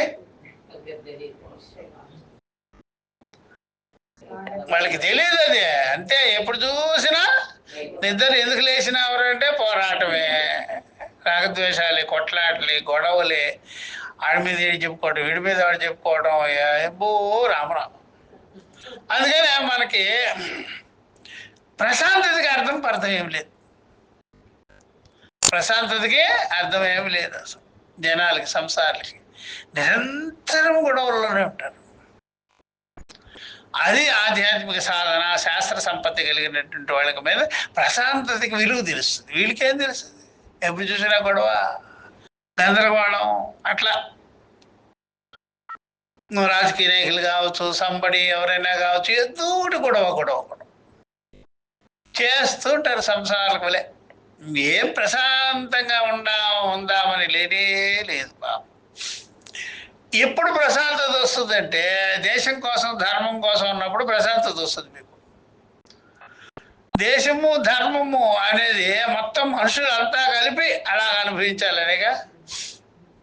మనుషులందరూ కలిపి అనుభవించాలిగా. దేశం బాగుంటేనే కదా మనుషులు బాగుండేది. దేశం అంటే మట్టి గడ్డ ఏమైనా ఉందా ఇక్కడ? మనుషులు కదా. ధర్మాన్ని నీకు ఏదైతే పూర్వం ఇచ్చారో పెద్దలు, ఆ ధర్మాన్ని నువ్వు కాపాడుకుంటేనే కదా ఆ లైన్లో నువ్వు నడిచేది. కాబట్టి దేశం, ధర్మము మనుషుల్ని ప్రశాంతతగా ఉంచేదానికి కోసం ఉంటుంది, అశాంతి కోసం ఉంటుంది. ఈ రాజకీయాలు, గొడవ, గందరగోళము ప్రశాంతత ఎక్కడ ఉంచుతుంది మనుషుల్ని? కాబట్టి ఇంకో దేశంతో దెబ్బలాడుతుంటుంది, ఇంకో దేశంతో పోరాటమాయా, ఇట్లా అనమాట. అందుకనే ప్రశాంతతకి కారణము మన దేశము, మనం ఉండేటువంటి స్థలాన్ని కాపాడుకోవాలి. ఆ ప్రకారంగా దానిలో ఉండే పూర్వీకులు సనాతనం నుండి వచ్చిన ధర్మాన్ని కాపాడుకోవాలని ఉన్నప్పుడు ప్రశాంతత కలుగుతుంది. ఇట్లా అనమాట. కాబట్టి ఇప్పుడు ఈ ప్రకారంగా చూడండి, దేవాసుర యుద్ధంతో విషయం మొదలు కావడం అయింది. ఇంద్రియాల్లో ఉండే దేవతలు, అసురులు మొత్తం ఇంద్రియాల్లోనే ఉండేది. వాళ్ళు లేజీగా చేసి పెడుతున్నారా, లేకపోతే ఉద్వేగాలుగా చేసి పెడుతున్నారా, ప్రసన్నతగా ఉంటారు. ఈ ఎప్పుడైనా సరే మనకి స్టవ్ మీద పెట్టిన వస్తువు చూసారా, సిమ్లో పెట్టుకోవచ్చు, మీడియంలో పెట్టుకోవచ్చు, హైలో పెట్టుకోవచ్చు. హైలోనూ పెట్టుకోవచ్చు, మీడియంలో పెట్టుకోవచ్చు, చూసారా, సిమ్లోనూ పెట్టుకోవచ్చు. ఈ శరీరం కూడా ఒక్కొక్కరు ఒక స్టవే. దీంట్లో చూసారా, సిమ్లో పెట్టుకోవచ్చు కదా, అది సిమ్లో పెట్టుకోవచ్చు కదా. చూసారా, ఇది వదిలేసి ఆ రెండిట్లో ఉంటుంది ఎప్పుడు శరీరం, మనసు, ఇంద్రియాలు, శరీరము ఒక సిమ్లో మాత్రం ఉన్నట్టుగా లేదు, ఎప్పుడు లేదు. అయ్యారా, వాటంతటికి ఇంద్రియాలన్నీ రాలిపోయే మూమెంట్లో సిమ్లోకి వస్తుంది సార్. రాలిపోయే మూడు గ్యాస్ అయిపోయేటప్పుడు సిమ్లోకి వచ్చిన నీ మొహం మండిపోను. గ్యాస్ అయిపోయేటప్పుడు సిమ్లోకి రావడం ఏంటరా? గ్యాస్ ఉండగానే సిమ్లో పెట్టాలి నువ్వు. మొత్తం గ్యాస్ అయ్యేటప్పుడు ఎలా ఉంటుంది అది? సిమ్మే నువ్వు అయిలో పెట్టినా కలగదు అది. కాబట్టి మొత్తం శరీరంలో నుంచి గ్యాస్ అయిపోయే మూమెంట్లో సిమ్కి వచ్చేసాడు మా ఆయన. ఏంటది సిమ్కి వచ్చింది మామ, ఆ గ్యాస్ అయిపోయింది అది. అప్పుడు సిమ్ అంట. అర్థమైంది? నువ్వు ఐలో పెట్టుగానే సిమ్ అంటే వచ్చేది అక్కడ. నువ్వు ఐలో పెట్టినా సరే గ్యాస్ అయిపోయింది శరీరంలో. ఆ పట్టు పోయింది, హుషారు పోయింది, తేజస్సు పోయింది, అన్ని బలం పోయింది. అయినా సిమ్లోనే పనిచేయాలి. కాకపోతే చూసుకో, నువ్వు మీటర్ ఎలా ఉందో హైలోనే ఉంది, కానీ సిమ్ వేయలేస్తుంది. అది మంట అయిపోయింది సరుకు. అర్థమైందా? అది నువ్వు గ్యాస్ ఫుల్గా ఉన్నప్పుడే నువ్వు సిమ్లో పెట్టుకోవంటే ఆరోగ్యంగా ఉండేది కదా. ఇది గిన్నె మాడేది కాదు, పదార్థం మాడేది కాదు. నువ్వు ఎక్కడ పెట్టావురా? అందుకని పుట్టినప్పటి నుంచి హైలో పెట్టడం నేర్చుకున్నారు వీళ్ళు.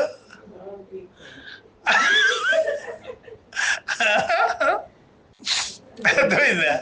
ఈ ప్రకారంగా ఆ ఇంద్రియాలలో ఉండేటువంటి దేవాసురులు ఈ రకంగా రెచ్చిపోతుండే. వాళ్ళ యుద్ధం మొదలైంది. కాబట్టి దేవాసుల యుద్ధంతో ఈ విషయం మొదలు కావడం జరుగుతున్నది. రాక్షస అతిక్రమణ కోసం ఉద్గీతం చెప్పడం జరిగింది. ఈ రాక్షసులను అతిక్రమించండు. అందుకని ఎప్పుడైనా సరే ఫుల్గా పెట్టినటువంటి మిక్సీ గ్రైండర్ అయినా సరే వెనక్కి తెప్పిస్తారు. ఫుల్గా పెట్టిందన్న ఏం చేస్తారా? ఆపాలండి వెనక, లేకపోతే అలాగే స్విచ్ నొక్కేస్తావా?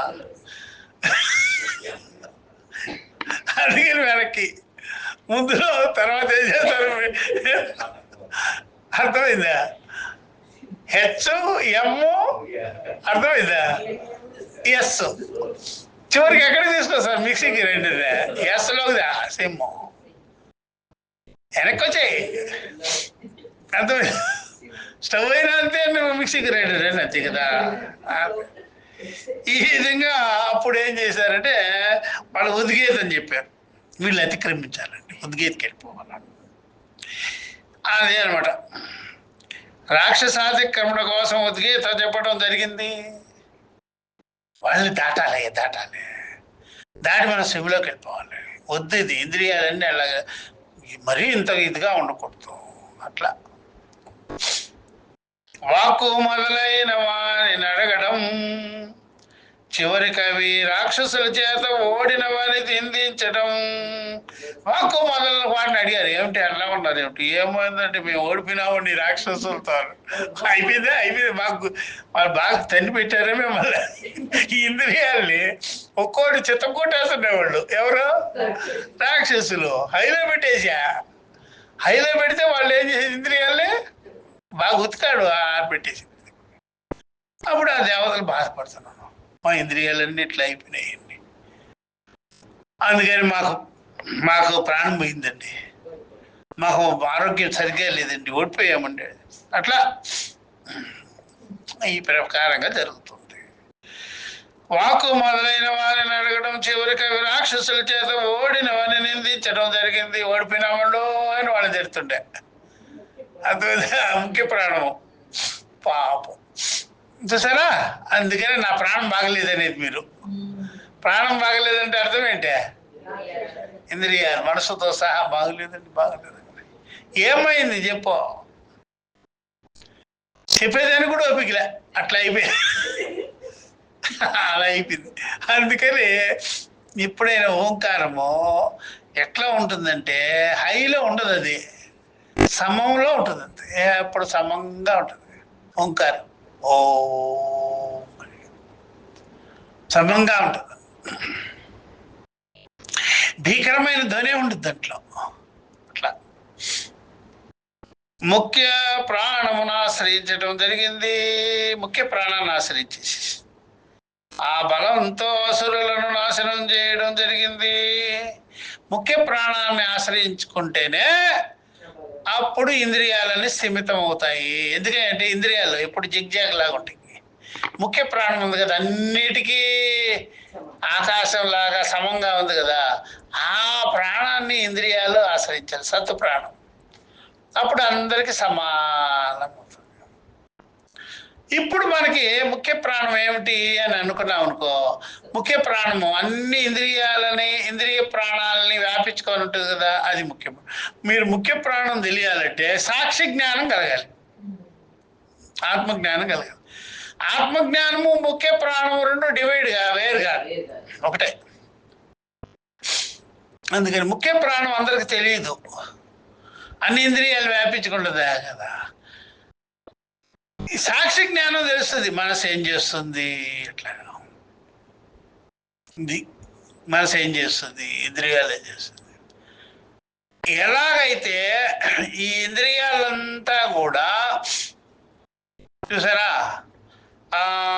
ఈ అసురులు ఏ విధంగా అయితే ఇబ్బంది పెడుతున్నారో, శబ్దస్పర్శ రూప రసగంధాలు, ఇష్టానిష్టాలు, రాగద్వేషాలు, సుఖదుఖాలు, ఇవే కదా ఇంద్రియాల నుంచి మనకు వచ్చేసేది. అవన్నీ చాలా ఇబ్బంది పడుతుంటాం. అందుకని అది మీకు అర్థమైపోద్ది అనమాట. ఎట్లాగంటే ఒక మనిషి వచ్చి మనకి ఎవరైనా మాట్లాడేదానికి వచ్చినారనుకోండి, ఆ మనిషి మనకి అనుకూలంగా స్మూత్గా మంచిగా మాట్లాడేదా, రెచ్చగొట్టే మనిషి అని తెలిసినప్పుడు మనం ఆ మనిషిని వచ్చి తప్పించుకుంటాం కదా. అప్పుడు మీ ప్రాణాన్ని మీరు రక్షించుకోవాలి అని, ఈ మనుషులతో నోరు పెట్టామా గోలు లేనిపోయినాడు అని, ఆ శబ్దాలు అలాంటివి. అట్లాగా ఇంద్రియ విషయాలు, మనసు, రాగద్వేషాలు ఉండేదాన్ని తప్పించుకొని పోవాలంటే సాక్షి జ్ఞానంలోకి. అప్పుడు సాక్షి జ్ఞానం సమంగా ఉంటుంది అన్నిటికీ. ముఖ్య ప్రాణము అన్ని ఇంద్రియాలకి సమంగా ఉంటుంది. కాబట్టి ముఖ్య ప్రాణము ఈజ్ సాక్షి జ్ఞానము ఒక్కటేను. అట్లా ఈ విధంగా ముఖ్య ప్రాణాన్ని ఆశ్రయించారు. ఆ బలంతో అసురులను నాశనం చేయడం జరిగింది. ఎందుకంటే అన్నిటినీ వ్యాపించుకున్నది ఆ యొక్క దైవాసురులను వ్యాపించుకుంది ముఖ్య ప్రాణమే. ముఖ్య ప్రాణం అసురులకి కావాలి, ముఖ్య ప్రాణం సురులకి దేవతలకి కావాలి. దాన్ని ఆశ్రయించుకున్న వెంటనే అన్ని ఇంద్రియాలన్నీ, ఆ ఇంద్రియాల నుండి రాక్షసులంతా సైలెంట్ అయిపోయి ముఖ్య ప్రాణం దగ్గర పోయినావా అని. ఆత్మజ్ఞానం దగ్గర పోగానే మనసు సైలెంట్ అయిపోతుంది. ఆత్మజ్ఞానం దగ్గర పోలేదనుకోండి, ఆత్మజ్ఞానం తెలియలేదనుకోండి, మనసు సైలెంట్గా ఉండదు, అసలు ఉండదు. ఆత్మజ్ఞానం తెలిసినప్పుడు మనసు సైలెంట్ అయిపోతుంది. వదిలే పాపం, ఇక కామ్ అయిపోతుంది. అట్లా అప్పుడు ముఖ్య ప్రాణాలను ఆశ్రయించటం జరిగింది. ఆ బలంతో అసురులను నాశనం చేయడం, పక్కకు పెట్టేయడం, పక్కకు తోసేయడం జరిగింది. ఎడదొక్కేసేసి ముఖ్య ప్రాణం. అట్లా మనం ముఖ్య ప్రాణాన్ని ఆశ్రయించగానే ఇంద్రియాలలో ఉండే అసురత్వ లక్షణాలు అడిగిపోయినాయి, కామైపోయింది. దాని యొక్క బలము ఇంకా పనికి రాదు. ఎందుకంటే ముఖ్య ప్రాణమే అన్నిటికీ బలము, సమానమైన. రాతితో పోటీ పడి మట్టి పిల్లలు పొడిపొడిగా రాలడం అనే నిదర్శనము ఇదే ఉదాహరణ.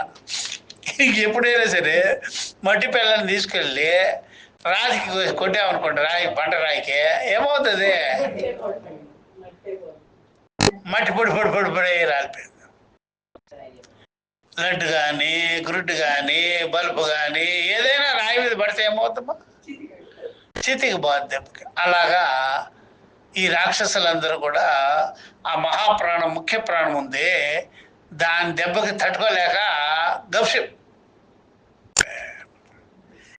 ఇంకా అది పనిచేయదు అనమాట. అట్లా దీని దృష్టాంతం. రాతితో పోటీ పడి మట్టి పిల్లలు పొడి పొడిగా రాలడం అనేది చూసారా, అది నిదర్శనం, తథ్యం. ఇలా అనేక విషయాలు రెండు చోట్ల సమానంగా ఉన్నాయి. అనేక విషయాలు కూడా ఈ రెండు చోట్ల సమానంగా ఉన్నాయి. వాజస్నేయంలో కూడా చూసారా, చాందోగ్యంలోనూ అలాగే చెప్పారు, ముఖ్య ప్రాణాన్ని ఆశ్రయించండి పోయి. అందుకనే దేవతలకి ఏదైనా ట్రబుల్స్ వచ్చినాయి అనుకో, దేవతలకు ట్రబుల్స్ వచ్చితే ముఖ్య దేవత దగ్గర పోయి చెప్పుకుంటారు. ముఖ్య బ్రహ్మ, విష్ణు, మహేశ్వరుల దగ్గర పోయి చెప్పుకుంటారు. అందుకని దేవతలు పోయి ఎప్పుడైనా సరే, భూదేవికి కూడా ఎంత దానికి అసలు భరించలేని దుఃఖం వచ్చింది అనుకోండి, భూదేవి మహావిష్ణువుని స్థితికర్త ఆయనే కదా, ఇది స్థితి కదా, మహావిష్ణువుకి పోయి చెప్పుకుంటుంది. ఎవరు? భూదేవి. భారం భరించలేనప్పుడు ఏదైనా ఉపాయం చేయండి స్వామి, స్థితికర్త కదా మీరు కాస్త స్థితిలో పెట్టండి అని ఆయన దగ్గరికి పోతాం. అర్థమైందా? పోయి శివుడి దగ్గరికి పోదాం. అయ్యో రామా, అందరినీ చిత్తం కొట్టేసేసి బీభత్సం చేసేసి అందరినీ మట్టి కనిపించేశాడు ఆయన. అందుకని స్థితికర్త దగ్గరికి పోతే మెయింటెనెన్స్ చేసుకుంటాడు. ఒక్కసారిగా బుల్డోజర్ అంటాడు ఈయన, కొట్టేస్తాం మళ్ళీ కట్టేస్తామన్నాడు. వదునైన అర్థమైందా? స్థితికర్త దగ్గరికే పోతుంది భూదేవి. అదే శివుడి దగ్గర పోయిన సీన్ ఇప్పుడే కట్ చేసేస్తాను నేను అంటాను. మొన్న నీ సీన్ పాడు గారు కట్ చేయొద్దయ్యా. అందుకని విష్ణువు దగ్గర పోయి చెప్పుకుంటుంది భూదేవి. చెప్పుకుంటే ఆయన ఏదో మేనేజ్ చేస్తాడు పాపం. ఆ అవతారమో, ఈ మోహిని అవతారమో, ఏ అవతారమో తెచ్చేసి వాడిని బ్లఫ్ కొట్టించేసేసి మాయ చేసేసి ఈయన ఒక్కసారిగా మొత్తం కుప్పగోలు చేసినాడు అనుకో, మొత్తం పోతారు దెబ్బకి. అందుకని సృష్టి స్థితికర్త ఉన్నాడు, ఆయన దిగిపోతాడు. ఇంకా సృష్టికర్త దగ్గర పోతే ఏం చేసేది? ఆయన ఏం చేసేసాను కదా అంటాడు. ఓన్లీ పాడు కదా, నువ్వు చేసేసినావు కదా నీ దగ్గర వినేదానికి ఇదే వచ్చింది. ఏదో మనంతా ఒకటే చేసేసాను కదా, దైవాసులు నా బిడ్డలే అంటే నీ ఏం బిడ్డలు రా బాబు, అర్థమైందా? అర్థమైందా? సృష్టికర్త దగ్గర పోరు వల్ల వాళ్ళు లయకర్త దగ్గర కూడా పోరు. అమ్మ ఒకసారి దంచి పడేస్తాడు. స్థితికర్త దగ్గరికి పోతే ఏదో ఒకటి మేనేజ్ చేసి సరి చేసి పెడతాడు, అతుకో బతుకో వేసేస్తాడు అంతే. అందువల్ల పని జరగని చోట ఎవరు సృష్టికర్త దగ్గర పని జరగదు.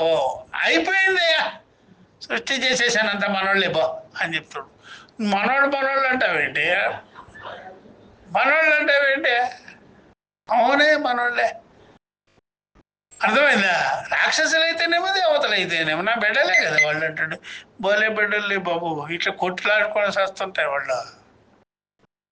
అందుకని స్థితికర్త ఏం చేస్తాడు, వ్యవహార సమకాలంలో సరి చేస్తుంటాడు అనమాట. అది అట్లా అనమాట. అందుకనే ఆ దేవతలే పోయి చెప్పుకుంటుంటారనమాట. స్థితికర్తకి భూదేవి చెప్పుకుంది, అర్థమైందా? రాక్షసులు చెప్పుకోరు, ఎందుకని వాళ్ళే కదా చేసింది. వాళ్ళు ఎందుకు చెప్పుకుంటారు పోయి, ఒరే చేసేసి వాళ్ళ దగ్గర అట్లా ఏముండదు వాళ్ళ దగ్గరికి. ఎవరి దగ్గర బాబు మేము, నువ్వే బా చెప్పుకోబో అని చెప్పి. అందుకని దేవతలే పోయి చెప్పుకుంటుంటారు ఎప్పుడు. రాక్షసులు చెప్పుకోరు, ఎవరిని లెక్క చేయరు. వాళ్ళు చేసేయడం అంతే, గప్పగా కూర్చోవడం అంతే. అట్లా ఎప్పుడైనా రాక్షసులు ఒక దేవత దగ్గరకు పోయి నన్ను కాపాడా అందా, ఎవరు నన్ను కాపాడేది బా అక్కలేదు బా. అది మరటతనం, రజోగుణం, తమ్మో గుణం, బుద్ధి పని చేయదు. అట్లా అనమాట. కాపాడని చెప్పరు వాళ్ళ, కష్టాలు వచ్చినా సరే వీళ్ళే దేవతలే చెప్తారు. ఎందుకని బాగుపడాలని ఉంది వాళ్ళకి. రాక్షసులకి ఆకలేదు, పోతే పోతాం బాగుంటాడు. అర్థమైందా?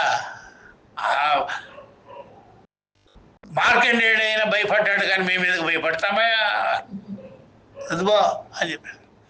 చూడండి వాళ్ళు అంటే మొండోడికి ఉండే బలము మామూలు అనుకుంటామంట. వాడు మొండోడురా, వాడు బలమైనోడురా అంటారు. అందుకే రాక్షసుడు బలమైనవాడు, ముండి. అందుకని వాళ్ళు ఏ దేవత దగ్గరకు పోయి ప్రసన్నం చేసుకున్నట్టుగా వేడుకున్నట్టుగా చరిత్రలో లేదు చూడు, ఉందమ్మా. అది అందుకనే దేవతల పూజకి రాక్షసుల పూజకి తేడా ఉంటుంది. వీళ్ళు కొబ్బరికాయలు కొట్టుకుంటూ కూర్చుంటారు, వాళ్ళ చేతులు కట్ చేసి ఇచ్చేస్తుంటారు. తలకాయలు చేతులు ఇవేమిటి ప్రసాదం మేమంతే బాగుంటాం. ఎందుకంటే మళ్ళీ వెంటనే వచ్చేస్తుంది చూడు, వాళ్ళకి తలకాయ తీసేసినా మళ్ళీ వచ్చి ఎత్తుక్కుంటుంది. ఇది చేసుకోవడం. నీ దేవతలు కొబ్బరికాయలు కొట్టుకునే దాంట్లో ఉంటారమ్మా. వీళ్ళు కొబ్బరికాయలు, వీడు పాడుగాను, వీళ్ళు కోసేయటమే పనే. అర్థమైందా?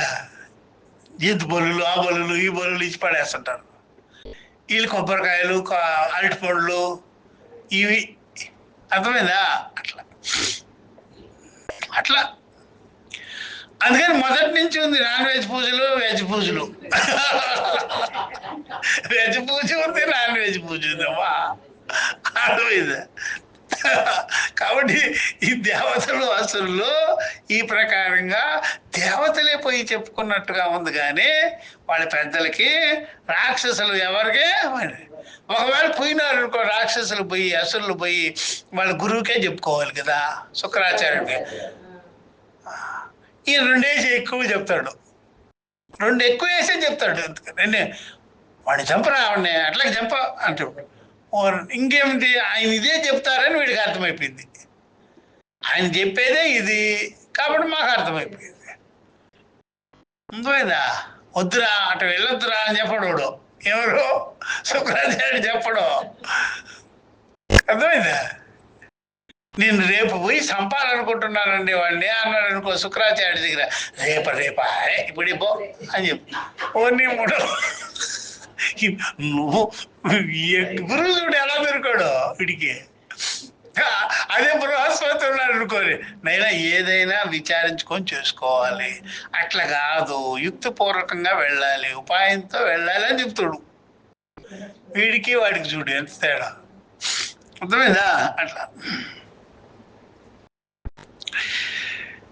ఇలాగ అనేక విషయాలు రెండు చోట్ల సమానంగా ఉన్నాయి అని చెప్పేసి, అనేక విషయాలు ఈ ప్రకారంగా రెండు చోట్ల సమానంగా ఉన్నాయి. ఎక్కడెక్కడంటే బృహదారణ్యకంలోను చాందోగ్యంలోను ముఖ్య ప్రాణాన్ని ఆశ్రయించినట్టుగా ఉన్నది. ఆ ముఖ్య ప్రాణాన్ని ఆశ్రయించుకున్నప్పుడు ముఖ్య ప్రాణానికి బలం వస్తున్నది. ఆ బలంతో రాక్షసులు అణిగి ఉంటున్నారు అని చెప్పేసి అట్లా. వాసిస్నేయంలో కూడా ప్రాణం ఉద్గీతమేనన్న విషయం ఉన్నది. వాసిస్నేయ ఉపనిషత్తులో కూడా బృహదారణ్యకంలో కూడా ప్రాణం ఉద్గీతమే. ప్రాణం అంటే ఉద్గీతమే, ఇదే ఉద్గీతము అని కూడా చెప్పేసి, ఇదే నయ్య ఉద్గీతము అన్నారు. అది బాగా తెలుసుకోవాల్సింది. తం ఉద్గీతం ఉపాసాంచక్రీరే అన్నారు. ఏషవా ఉద్గీత అని చెప్పేసి, ఇదే నయ్య ఉద్గీతం. తస్మాస్య చాందోగ్యోపి కర్తృత్వం లక్షయితవ్యం తస్మాస్య విద్యా ఏకత్వమితి. కాబట్టి కనుక చాందోగ్యంలో కూడా ప్రాణాన్ని ఉద్గీతకర్తగా లక్షణతో ఔపచారికంగా చెప్పవచ్చును. కనుక విద్య ఒకటే. ఇప్పుడు ఈ రెండిట్లో ఏం చెప్పారు? చాందోగ్యము, బృహదారణ్యకం. చాందోగ్యంలో ఉండే ఉద్గీతకి బృహదారణ్యకంలో ఉండే ఉద్గీతకి ఏమి వ్యత్యాసమో లేదు. ఆ ఉద్గీత అనేది దేవతలకి చెప్పబడినది. అందుకనే ఎప్పుడైనా దేవతలు గంధర్వ విద్య అంటారు. చూసారా? ఎక్కడ గంధర్వ విద్య, గంధర్వ విద్య. హార్మోని కానీ, మృదంగం కానీ, వీణ కానీ, స్వరాలు కానీ దేవతలకు సంబంధించిన ఇన్స్ట్రుమెంట్సే. కానీ స్వామి మీకు ఎక్కడైనా రాక్షసులకి ఇన్స్ట్రుమెంట్ లేరు అయినా.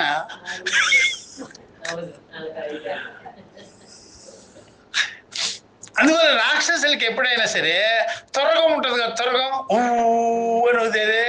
దానిలో ఇలా ఉండదు, దానికి అయిపోయి అలా పెట్టుకోరు. వీళ్ళకి ఉన్నదనుకోండి, ఎప్పుడైనా ఇది వీడికి వీణ కానీ, వీణ ఉంటే దానికి తీగలు ఉంటాయి. అదే తీగలు వీళ్ళకి వేసి ఇచ్చినాం అనుకోండి, తెంచాడు పడేస్తాడు. తీగలు ఉండవు, అర్థమైందా? తర్వాత మళ్ళీ మెడికల్ ఉండవు దానికి. హార్మోని లాగా వెళ్ళాలనుకునేది అవి ఏమి ఉండవు. ఒక్కసారిగా ఊదటమే అంతే అంతే. దాంట్లో మళ్ళీ సారీగమ అనే మాట ఉండదు, సరిగమ్మలు ఉండవు రాక్షసులకే. ఒకటే అరుపు అంతే. అర్థమైందా?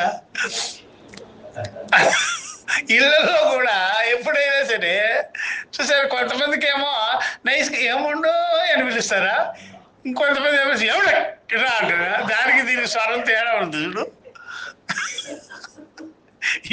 ఇంట్లో లేడీస్ని పిలిచినా సరే, లేకపోతే లేడీస్ని పిలిచినారు అనుకో, నైస్గా మాట్లాడేదానికి పెద్ద పెద్దగా అరిసేదానికి తేడాలు ఉంటాయి కదా. అట్లాగా వీళ్ళకి సరంగిరం ఏముండదు అసురులకే. ఊరికే డామ్ డామ్ను అరవడమే అంతే, ఇంకే దాంట్లో ఏం లేదు. వాళ్ళకి మృదంగం ఇచ్చినా అంతే, పగిలిపోద్ది దెబ్బకే. మధ్యలో పగిలిపోద్ది, మృదంగం పగిలిపోద్ది, హార్మోనియం పగిలిపోద్ది. ఎక్కడ ఏ రాక్షసుడు కూడా వీణా వాద్యాలు పట్టుకున్నట్టుగా లేదు. రావణాసురుడికి చెప్పాము, నాయన వీణ తీసుకొని అయ్యా, వీణ పేగులు తీసేసుకున్నాడు. ఊరిని పేగులతో ఎంతవరకు నేను చూడనే లేదే, పేగులతో వాయిద్యం ఏంట్రా అంతే. ఆయన అర్థమైందా? దానికి మేధస్సు కావాలి. అందుకని మేధా దక్షిణామూర్తికి ఉండేటువంటి వీణా వాయిద్యము, సరస్వతికి ఉండే వీణా వాయిద్యము వీళ్ళకి ఎక్కడుందయ్యా, అట్లా ఉండదు అన్నమాట. కాబట్టి ఇదే ఉద్గీతము. కనుక చాందోగ్యంలో కూడా ప్రాణాన్ని ఉద్గీతకర్తగా లక్షణతో ఉపచారికంగా చెప్పవచ్చును. ఈ లక్షణం తీసుకొని ఉపచారంగా కూడా చెప్పవచ్చును. కనుక ఉద్గీత విద్య అనేటువంటిది బృహదారణ్యకంలో కానీ చాందోగ్యంలో కానీ ఒక్కటే. చెప్పామో దీంట్లో రాక్షసులకి దేవతలకి వ్యత్యాసం కూడా చెప్పేశాం. ఉద్గీత ఉపాసన అనేది దేవతలకే తప్ప రాక్షసులకి లేదు, ఎక్కడా లేదు. స్థిమితంగా కూర్చొని దేవతలే ఓంకారోచ్చారణ చేసిన విధమే ఉంది, కానీ రాక్షసులు ఓంకారోపాసనని స్వీకరించనే లేదు. అందుకని ఎక్కడా లేదన్నమాట, వాళ్ళకి ఎక్కడా లేదు. అందుకని వాళ్ళు ఆ ప్రకారంగా అయిపోయారు. ఇది ఈ సూత్రము చెప్పాలి. నెక్స్ట్ క్లాసులో చెప్పుకుంటాం. నవా ప్రకరణ భేదాత్ పరోవరీయస్త్వాదివత నవా ప్రకరణ భేదాత్ పరోవరీయస్త్వాదివత. కాబట్టి ప్రకరణ భేదం వల్ల ఇది ఏక విద్య అనరాదు. పరోవరీయస్త్వం వలే అని వచ్చింది. పరోవరీయస్త్వం వలే, పరోవరీయము అంటే ఉద్గీత వలే భిన్నమే, భిన్నంగా ఉన్నది, ప్రకరణ భేదం వల్ల తెలుస్తున్నది, ఒకే విద్య కాదు ఇది అని. ఇది మనం నెక్స్ట్ క్లాస్లో చెప్పుకుంటాం. ఓం సహనా భవతు సహనో భునక్తు సహ వీర్యం కరవావహై తేజస్వినావధీతమస్సు మా విద్విషావహై. ఓం శాంతి శాంతి శాంతి. హరి ఓం శ్రీ గురుభ్యో నమః. హరి ఓం తత్సతు.